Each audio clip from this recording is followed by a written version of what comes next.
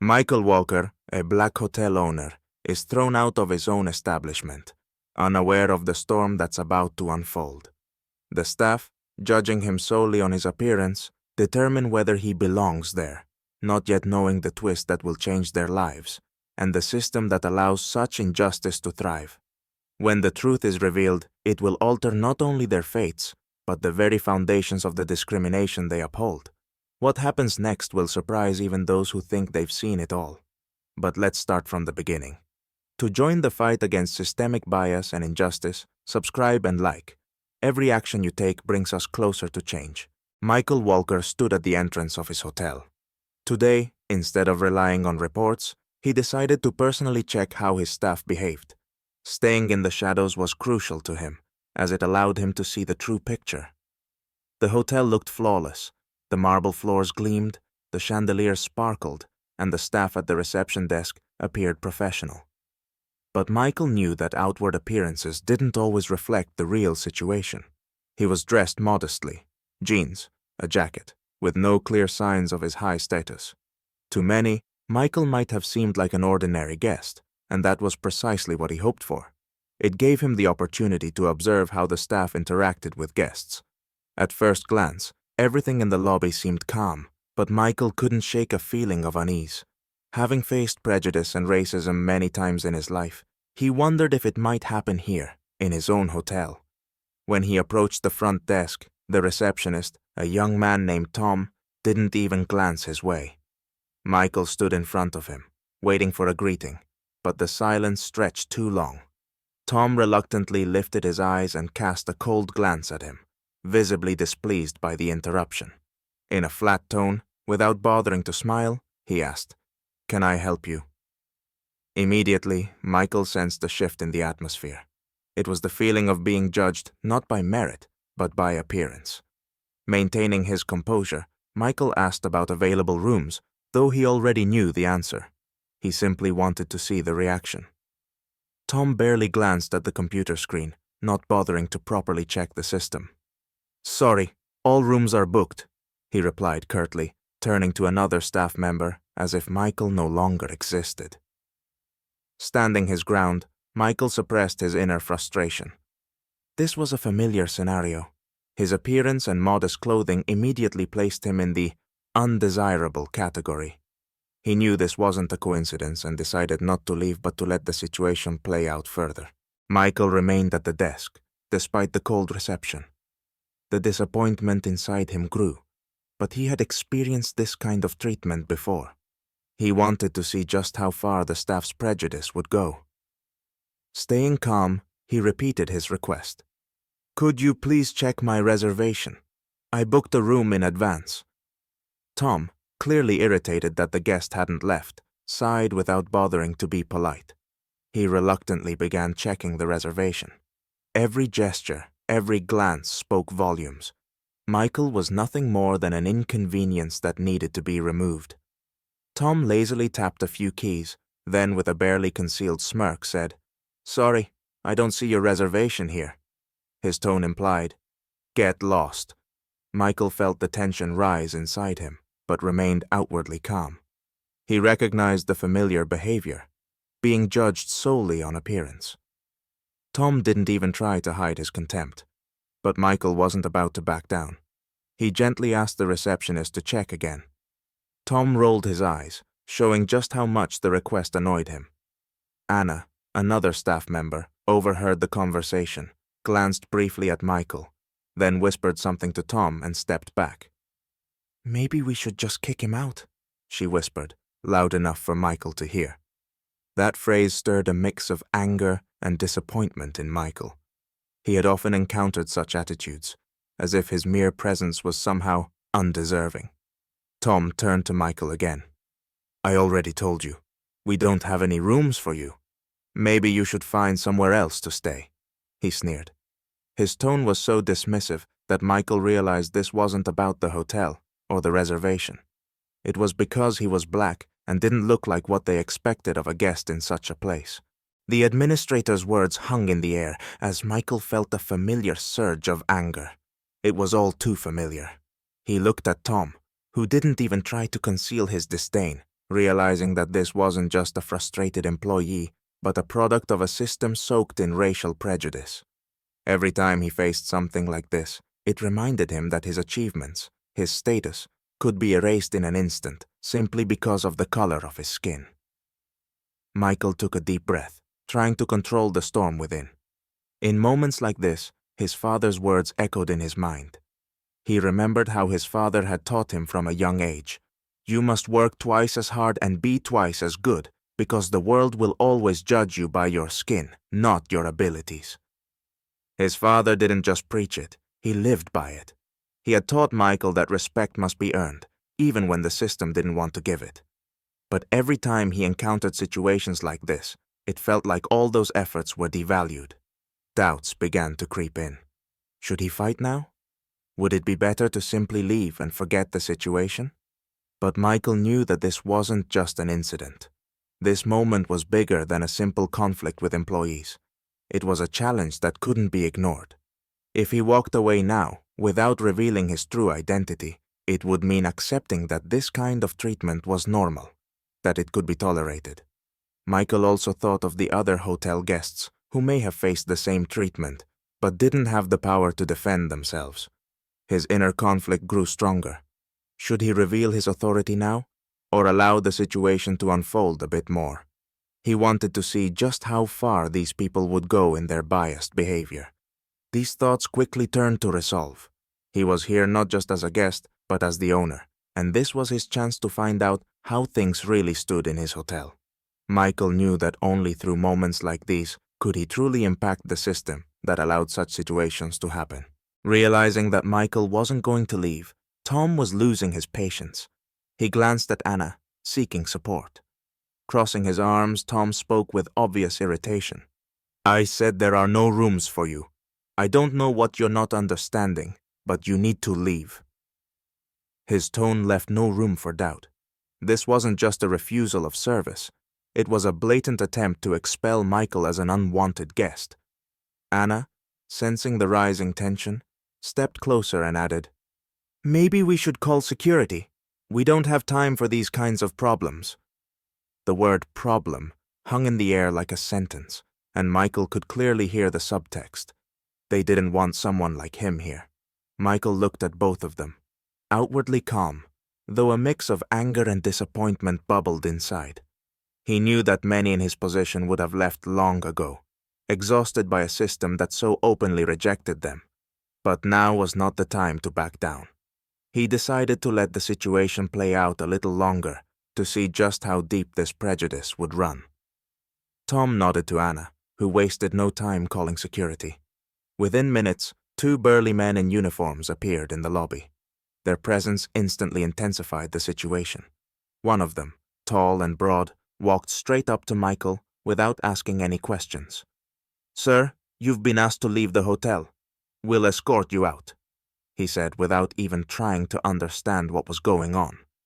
Michael looked at the guards, realizing the situation was quickly turning into a confrontation. The security guards weren't interested in resolving the issue or understanding it.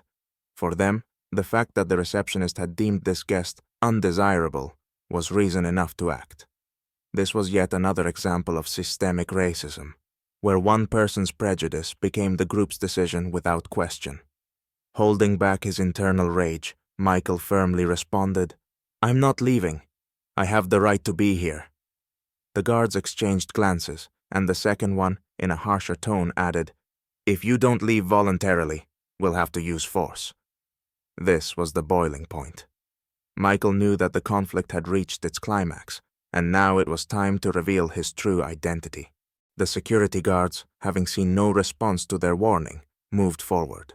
One of them took Michael by the elbow, attempting to forcibly remove him from the hotel. That action was the last straw.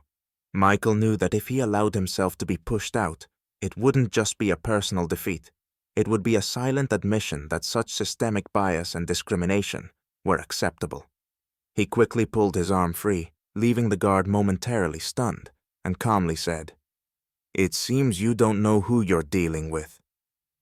The security guards exchanged confused looks, one of them sneering dismissively. "And who might you be?" asked the second guard, his tone mocking. At that moment, Michael pulled out his wallet from an inner pocket and showed them his ID, clearly identifying him as the owner of the hotel, and an entire chain of hotels. Tom, Anna, and the guards froze, shocked by this unexpected revelation. Their faces changed in an instant. Where once there had been contempt and arrogance, there was now confusion and fear. Tom gulped, realizing the gravity of his mistake. "This is a joke, right?" Anna muttered weakly, staring at Michael's ID. But his gaze left no doubt. He was the owner, and the situation was now completely out of their control. "You've just tried to throw the owner of the hotel out because you judged me based on how I look," Michael said slowly and firmly, his voice calm but full of authority. He put the ID back in his pocket and looked directly at Tom. "You didn't even bother to check my reservation. You didn't think I could be someone important. All you saw was how I look." A heavy silence fell over the room. The guards didn't know what to say. Tom, now visibly shaken, tried to find words to justify himself, but understanding the enormity of what had just happened, all he could manage was, We didn't know." Anna, who had been standing nearby, was also at a loss, not knowing how to react to this sudden reversal. Michael continued to look at them with cold determination. He knew this was a pivotal moment, not just for him, but for the system that allowed such treatment to occur. The silence that enveloped the lobby was deafening. Tom, Anna, and the security guards stood frozen, unsure of how to get out of this mess. Their faces were full of confusion and shame. Michael kept looking at them, feeling the tension building in the air. This was the moment when all their confidence and arrogance collapsed in an instant. "You didn't know? Did you need to know who I was to show basic respect?" Michael said calmly, but his words carried weight. Anna and Tom remained silent, as if their words were stuck in their throats. They realized that their actions were dictated not by hotel policies, but by their own biased assumptions about who was worthy to stay at this hotel. Michael decided to say no more because he knew they already understood. Now it was up to the hotel's management to deal with the consequences. The security guards, realizing that things had gone too far, began to edge away, hoping their role in the incident would be forgotten. But Michael turned to them. "You thought you could decide who had the right to be here based solely on appearance?" The guards stood silently, knowing that their actions were now under scrutiny. A few minutes later, the hotel manager appeared in the lobby. His face was tense as he learned what had happened. He approached Michael with an expression of deep guilt. "Mr. Walker, I deeply apologize for this incident. I can't believe this happened at our hotel," his voice full of panic and shame. Michael gave him a calm look. "I'm not here for apologies. I'm here for change," he said, his voice firm. The manager nodded, clearly understanding that this incident was about more than just an isolated case. It was a symptom of a much deeper problem that needed urgent attention. "You'll need to reconsider how your staff is trained and how they operate," Michael continued. "I won't tolerate anyone facing this kind of treatment in my hotel. This isn't the first case of bias, and if you don't change your policies, it won't be the last." The manager sighed and, bowing his head slightly, quietly replied, "We'll review all our procedures and conduct special training for the staff. This will never happen again." Michael nodded in agreement, but deep down he knew that words were one thing and real change was another.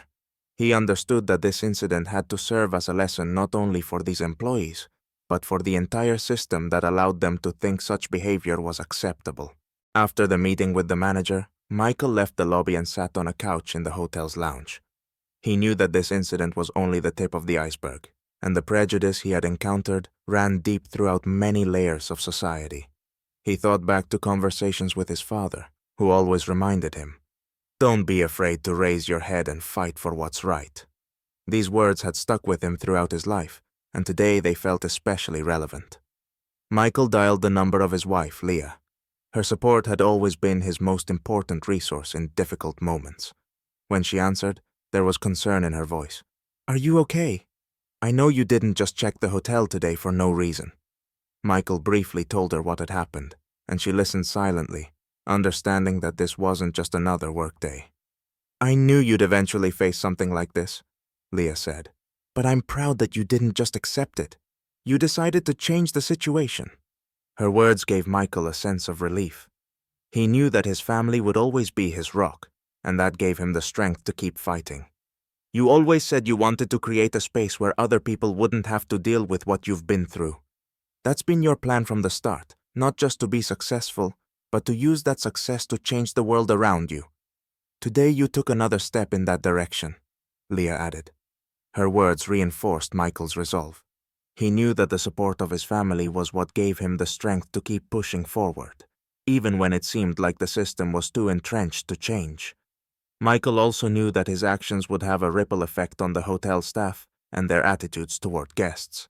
He hadn't just exposed their bias, he had given them a lesson that could change their way of thinking. After the call with Leah, Michael reflected on the community he grew up in. His family and friends had always supported him on his journey to success, and that community was an important part of his life.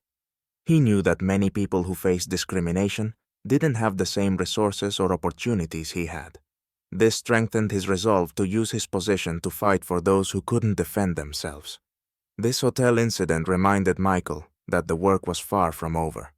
His family's and community support would always be his foundation in the fight for justice and equality. He knew that many challenges lay ahead, but now he felt an even greater responsibility to continue pushing for change in a system where bias had become the norm. Michael rose from the couch and looked around. The entire situation had forced him to think beyond his personal experiences. This case had become a symbol of the systemic injustice that many Black people face every day, whether in hotels, at work, or in public spaces. Michael understood that his goal was not just to punish those at fault, but to change the system itself.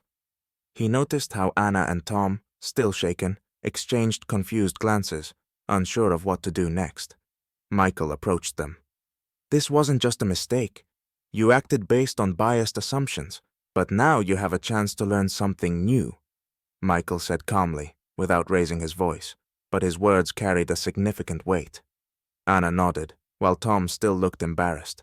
Michael knew that change wouldn't happen instantly, but this lesson was crucial for both of them. He turned to the hotel manager, who was standing nearby, and firmly stated, "I expect this place to become an example for other hotels. It's not enough to conduct staff training. You must build a culture where situations like this are simply impossible. I want to see these changes, and I will personally follow up." The manager nodded, realizing that this incident was not just a one-off case. It was a reflection of deeper systemic issues that needed to be addressed at the core. This wasn't only about his reputation as a manager, but also the future of the hotel itself. Michael understood that his mission wasn't limited to resolving this situation. This moment had to serve as an example of how to treat guests, no matter their appearance or social status. He knew that many more challenges awaited, but taking this first step was crucial. It wasn't enough to make people think. He needed to change the system that allowed such incidents to happen. As Michael left the hotel, he felt that this was not merely a personal victory. He knew that every small step, every confrontation like this, brought him closer to his ultimate goal: creating a world where respect and dignity are fundamental principles for everyone, regardless of skin color. This day was a powerful reminder that the fight for justice is long and difficult, but with the support of his family, community, and his own determination, he could achieve the changes that many others needed, not just him. In this way, Michael walked away from the hotel, knowing that this was not the end, but just the beginning of a much larger journey toward justice and equality.